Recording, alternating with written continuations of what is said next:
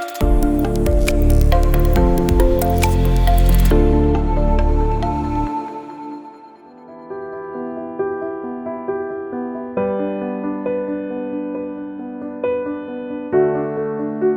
everyone, and it's a pleasure today to be joined today for this Fireside chat by Vineet Saraiwala. Vineet is the founder of Atypical Advantage, India's largest platform for inclusion and empowerment of people with disabilities. Atypical Advantage is a firm which we have been working with closely over the last 2-3 years. Several artworks and other projects across our facilities which we have commissioned have been with Atypical Advantage. So Vineet, pleasure to have you here today. No, thank you for inviting. Thank you for taking the time to join us in the middle of your schedule. Let me start probably with just a very personal story around your journey and what inspired you to kind of set up Atypical Advantage, and what's been your experience in this journey. So, me and my brother both are blind. We both have this condition called retinitis pigmentosa. It's a degenerative condition. Like the sight keeps on going down as your age progresses. So I actually tell people that this is because I also have been to Vipassana. Vipassana talks about impermanence. We said that our condition is also like telling us the impermanence nature of life, because the sight, what you can see now, probably you'll not be able to see next 5 years and so on.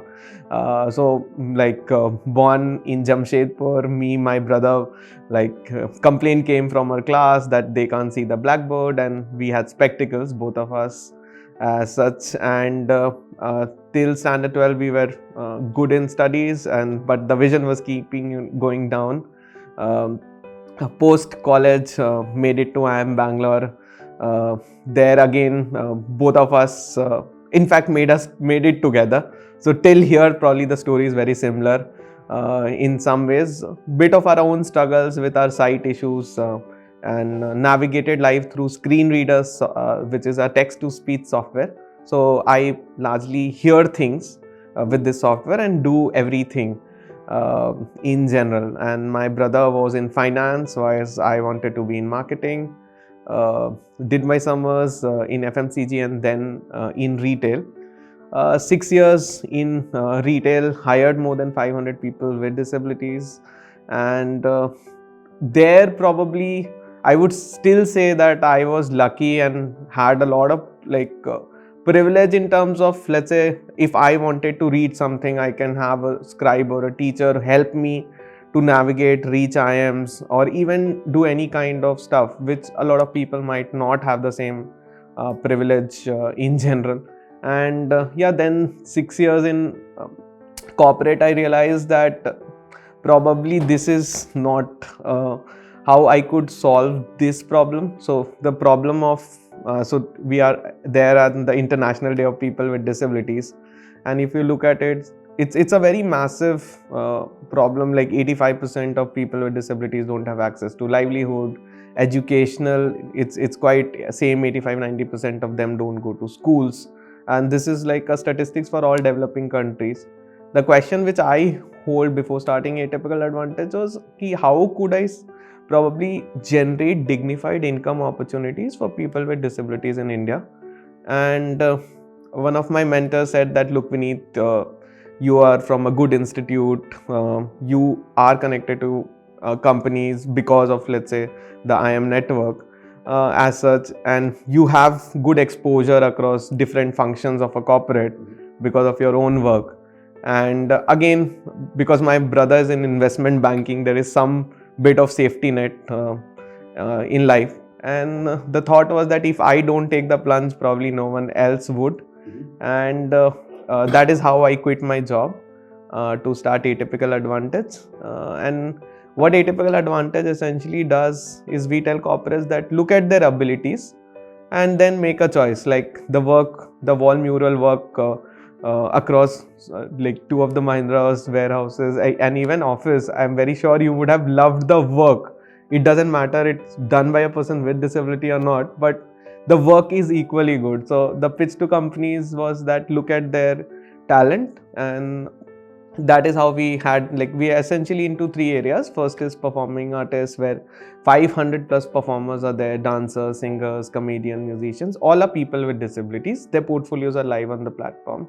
Same way with artworks. And third, which is the jobs, where people with disabilities can sign up on the platform, and we train, skill them, and help companies to hire them. So essentially these are the three ways how we are trying to generate livelihood opportunities.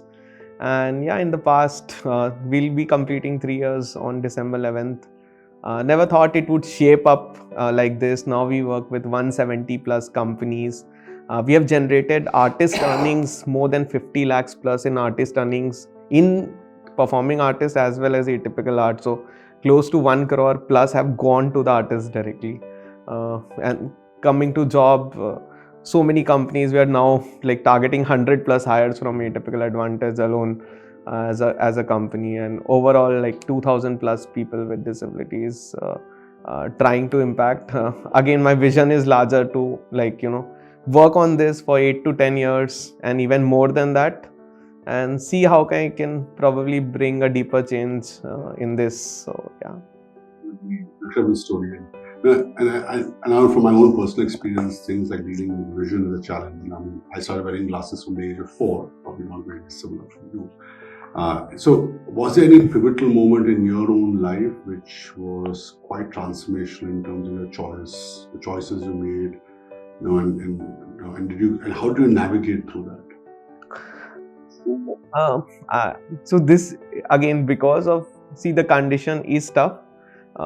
Probably the moment which was like, probably I always remember that as the lowest phase is, so I had sometimes what happens, and this happens to anyone with a person with disability, and sometimes even with parents who have children with disability, in order to get the cure, we try to go out of the way in not accepting the reality. If, for example, my condition is incurable, we did homeopathy, allopathy, ayurveda. We were so desperate that I had an eye surgery in my left eye, which I should not have undergone, and the surgery did not go as expected. And what happened is, it made my left eye small. Right now also it is small compared to the right because of that surgery, and that made like me quite vulnerable, because of my condition I could sometimes pretend that everything is regular, normal, as the world believes, right? Like, hey, could you see this thing? I could still probably figure out my life and say, hi, I can see that thing. But what happened is, because of that, everyone who used to meet me, the first question was, why is your left eye smaller than the right one, right? Like, I think we are all, as society, is always conditioned to accept some degree of normality, right? Like, a height of a person should be this. If a person is short or tall, we make fun of them. If a person wears spectacles, we might make fun of them. Same way, if a person is a person with disability, we might make fun of them. So that probably, I got into the shell, stopped coming outside, because so I used to wear actually tinted spectacles to hide my left eye's size. And but at a moment, what happened is, like 3-4 years down the line, again the sight went down, more down, and I could not no longer hide my condition. So that surgery was a quite low point, but it was also a realization that I need to accept my condition. Most of the people with disabilities at some stage, and it's a journey. So for example, when we made it to IIM Bangalore, both of us together, right, like two brothers cracking IIM Bangalore, severe disability, so many media houses reached out to both of us to cover our stories, but we did not share our stories to them, because probably we were not comfortable in our own skin, or probably just talking about our own disability, and we refused every one of them. There's no story of us before like, it's come now as such, but I would say that low point, because of the surgery, and the profoundness there, probably why atypical is, there were 3 school teachers who taught me and my brother on how to crack common aptitude test, and we did not know how to do that. And when we asked them that, at how much money would you take after we cracked IIM Bangalore. They said no, like we did out because we want more people with disabilities to be there in these top institutes, and we were just moved on the generosity of these three teachers. And similarly, I have this strong desire that like at least the middle class needs to step up, privileged people need to step up to solve some of these fundamental problems, right? Like we I like, in fact, I went to Shark Tank, and the funny thing there is you'll see these sharks talking about, hey, this is a difficult problem and that is why I don't want to invest in this, or this will take so much time and that is why I don't want to invest. We are here to do difficult problems, to solve these fundamental issues, right? Like who wants to solve like everyone is after easy problems, right? Like window dressing the same problem and into a different medium and trying to solve. And I think we as human beings should apply our mind to the most complex problems of the world. So yeah, It's phenomenal. Yeah, deeply insightful. And so moving on, just I think you talked about some of the challenges which people with disabilities have, and one of the most common ones, and probably the most underappreciated one, is accessibility. Right? And how do you see the world, or the corporate world, changing in that sense? There is a greater appreciation of accessibility challenges, and what are things we can do from a technological or mindset perspective to actually make that more front and center in the conversation? so I'll be completely honest. Corporate India wants results fast, like like how we as consumers want things in 5 minutes, 10 minutes, 30 minutes, and so on. So when they probably even want to hire people with disabilities, they would never understand why this problem exists in the first place. Imagine if a child is born blind. The parent would first struggle to get them into a school, a mainstream school. The school principal would deny the person admission, saying that take him to a blind school. Similarly, the schools might not have any provision for a blind school, a deaf child, as well as a person with a wheelchair user. And the child keeps on fighting from the way he is growing up. The competitiveness, the learning might not happen because he is segregated always. And when they grow up, we have seen corporates talking about inclusion, but at the same time saying that, hey, we want meritocracy and we want the best, but in a fast-paced manner, saying that, hey, they whatever they need to do, but they need to clear XYZ process.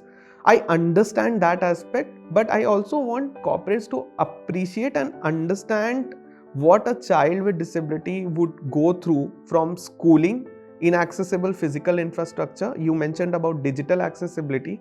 All of these, grappling with some of these challenges and then becoming an adult.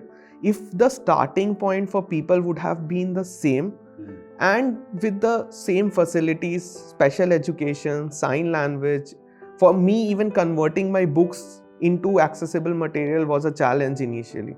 So we cannot view people from only like an isolation perspective. We need to look at their whole journey and appreciate it and try to make things work. Without that, it's not going to change fundamentally.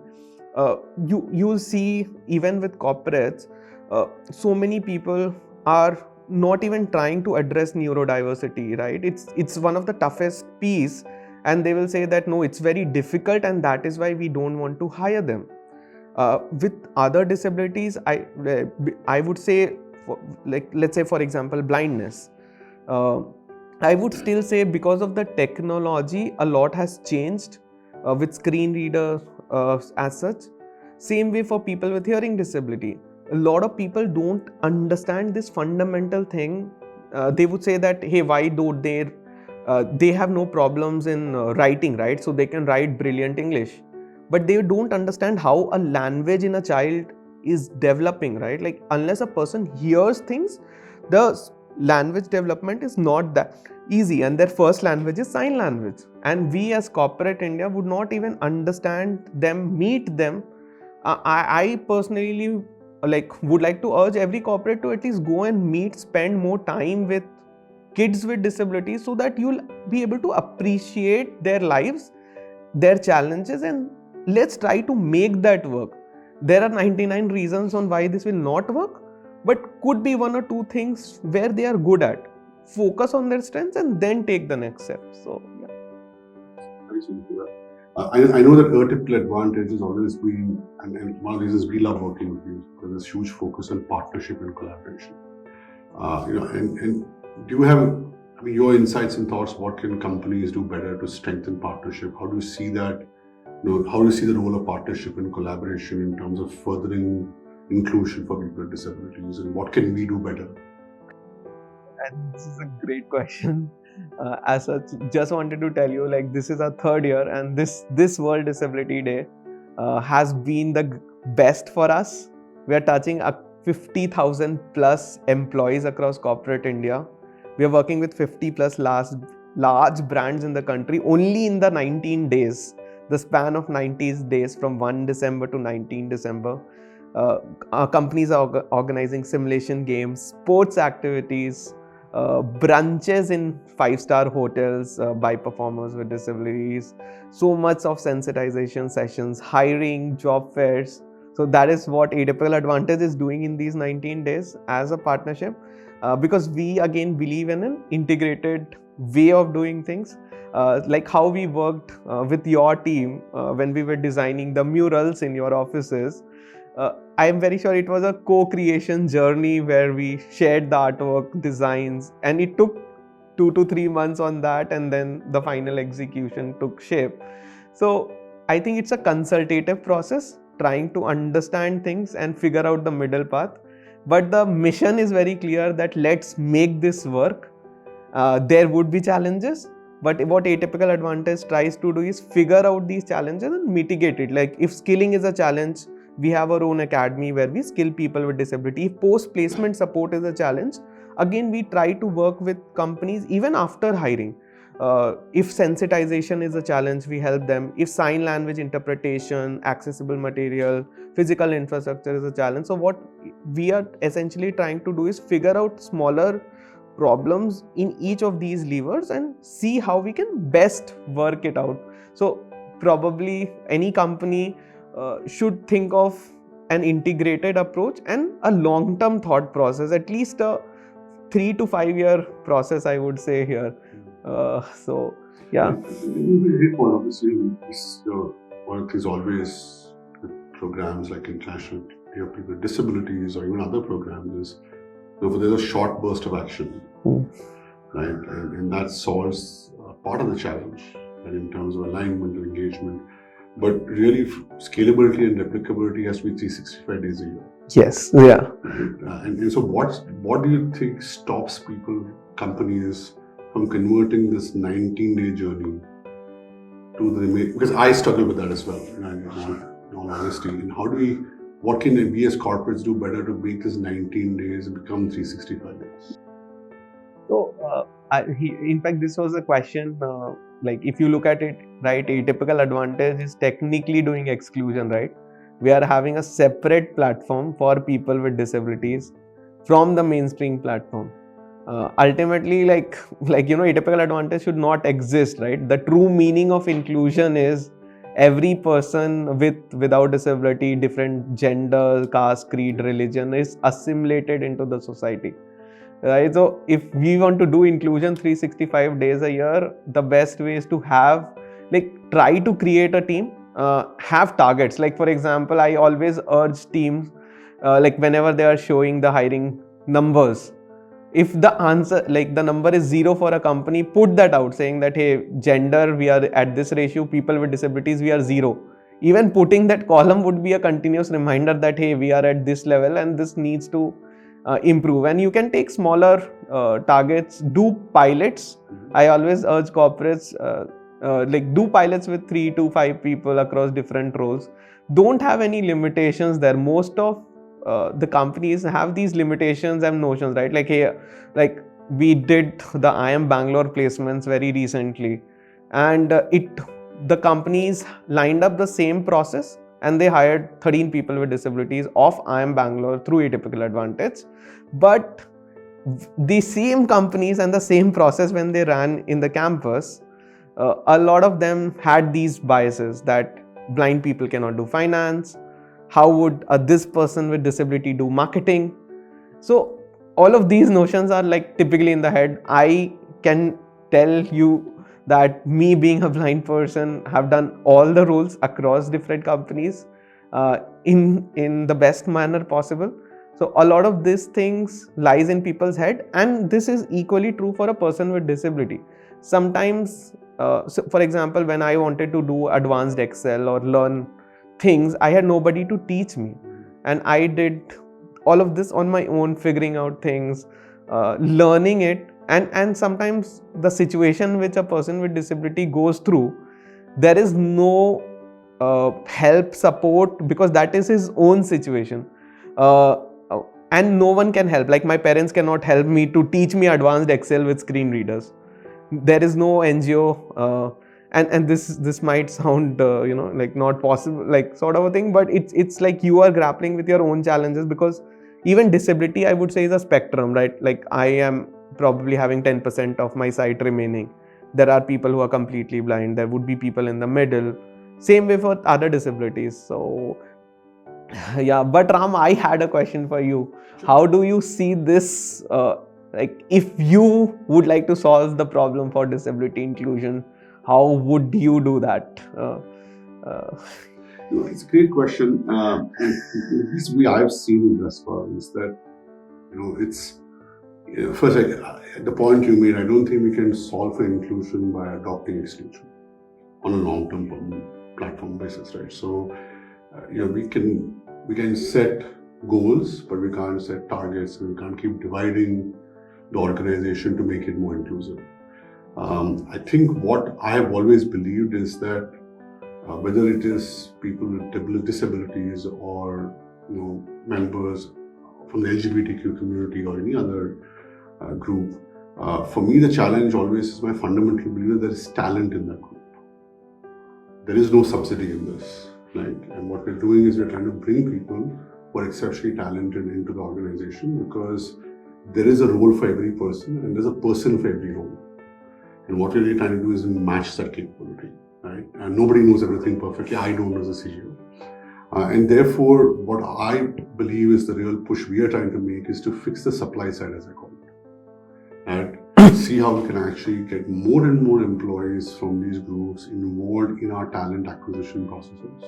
And how can you go a step back and further make them talent ready or skill ready for the job? Because inherent in this is my deep belief that if we can get employees or members, whether it's a person with disability or otherwise, skilled enough for the role, and if we can ensure that enough candidates are available, I do believe that by and large, organizations will hire them, right? So I think our focus really has been on 2-3 things. The first one is fixing that, and to see how we can actually sharpen our talent acquisition programs, not just purely on targets and goals, but also in terms of improving supply capability. I think the second one obviously is once they're inside our company, how do we ensure they're comfortable working there? Because as you know, and this is particularly true for a person with disabilities, it's a bit embarrassing and difficult emotionally to keep calling out for support on what many of us take for granted in our lives, right? And therefore, so I think as an organization, we have to go ahead of the curve and make the investments, right? And people are always asking us, oh, we just made the doors this way, why don't we make the doors? It costs us so much money to do this. But I think we have to recognize that it is important to make the infrastructure ready and right. And our D&I team did this great thing 2 years ago, a year and a half ago, of saying that telling me, Ram, it's not D&I policy, we got to call it idea policy. We got to recognize how important accessibility is. It's below the iceberg, but it's so important for people because it's an issue of self-esteem, right? And the third thing I think is how do we actually help them manage their careers? And that's where I think as leaders, one can do the most, is actually find time to spend with these people. Because every person needs mentoring, and it's not, it is indifferent. But I think ensuring that you are finding the time to help mentor them. And you're actually, not speaking up all the time, but actually listening up a lot more. So those are three things which I wish people had done better for me when I was starting my career. Probably, and that's independent of whether you have disabilities or not, I guess. But I think if you can do that better, get better focus around getting the supply of talent into the company, making our infrastructure more inclusive, and not infringe on people's self-esteem, and then kind of invest continuously in helping them find the best thing for themselves. In fact, today the team told me that there's a blind person in finance in your team, and I was so happy because what happens is a lot of times it's because I've seen so many companies and getting people into some of these roles which people don't think of very naturally.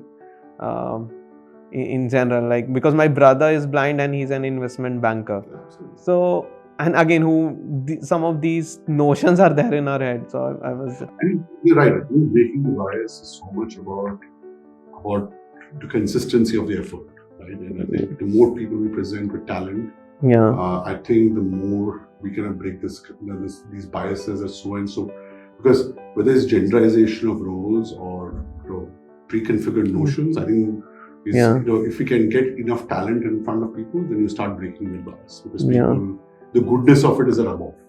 And I'm hoping the rub-off will work at least in our company.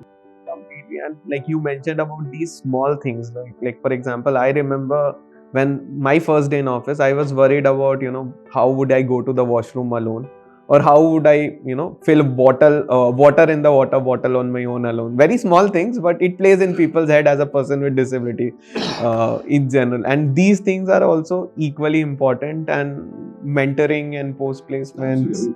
We had Aishwarya do a painting in Delhi, and I trained her for some time. And we have employees who are 6 feet, struggling to hold a brush. At 50 inches height, and Aishwarya was going around and mopping around the park. Right? So, great learning, I think. In fact, Ram, people are mentioning about the mural which was done by Aishwarya, who is an artist with disability, and that was so amazing to see a CEO of a company doing that together with an artist with disabilities. I think that itself breaks barriers, creates exposure, and also probably just talks about that we all are the same yet different, right? Like I think irrespective of disability, I think everyone is different in some ways. We're all the same people. But probably before we wrap up, one last question. I think you spoke about being a candidate on Shark Tank, right? Now imagine if you're a judge on Shark Tank and companies came out to kind of win this award for being inclusive. How would you rate them? No, so the thing is, I think that's a good question, I would say. But if I really would like to rate companies on inclusion, again on Shark Tank, probably I would again try to see first of all their employee diversity count. That's one. And second, I'll probably do mystery surveys where we could probably either like send CVs of diverse groups and see how the team responds, send people to these offices and see how people respond, and then probably do a combined assessment into multiple criteria. So that could be probably one way of gauging it. The second is obviously, I think, to see like what the person at the top feels like, because these would be CXOs and founders, what their view on inclusion, because that is like largely inclusion is a top-down approach. But in my experience, I've seen people at the lower strata of the society are more inclusive in terms of I have seen amazing security guards all across offices who have treated me so well. I travel in flights alone, and people again, we think that they don't know inclusion, but I think that is opposite in general, and they would have treated me so much with equality and respect and so on. So just looking at that angle on a founder or the CEO who's pitching the company. Thank you, Vineet. On that note, I think it's been wonderful to have you here. I think there are many points which we made obviously during the fire chat, but the one which has stayed with me the most is really about our responsibility as leaders, right? We can look at challenges and say that, oh, a business case doesn't support it, and this is difficult to do. But in reality, we exist to do the difficult things. Yeah. And that's our job really, is to break those barriers and do those difficult things. And that's why that's our primary role as leaders, to drive that improvement. So it's been great to have you here today, share your thoughts. Thank you for joining us today. And wishing you all a very happy International Day for people with disabilities. And let's keep focused on our journey. Thank you very much. Thank you, Ram, for having me here. I think it was such a brilliant conversation, I would say, and learning from you. And I think just want to reiterate and summarize, like, on the difficult problems aspect. I think probably there are enough people who can figure out how to deliver grocery from 10 minutes to 5 minutes. I think that's not the best application of a human mind for humanity. And probably I think those difficult problems are somewhere which would be a better application. And again, I would like to leave everyone with the same thing, which this was my last line on Shark Tank pitch. So what is important, nazar or nazariya? I think we need to change the nazariya as such and focus less on the nazar. So yeah. Thank you so much, Vineet. Thank you for being your inspiration self always. So a pleasure to have you here. Thank you.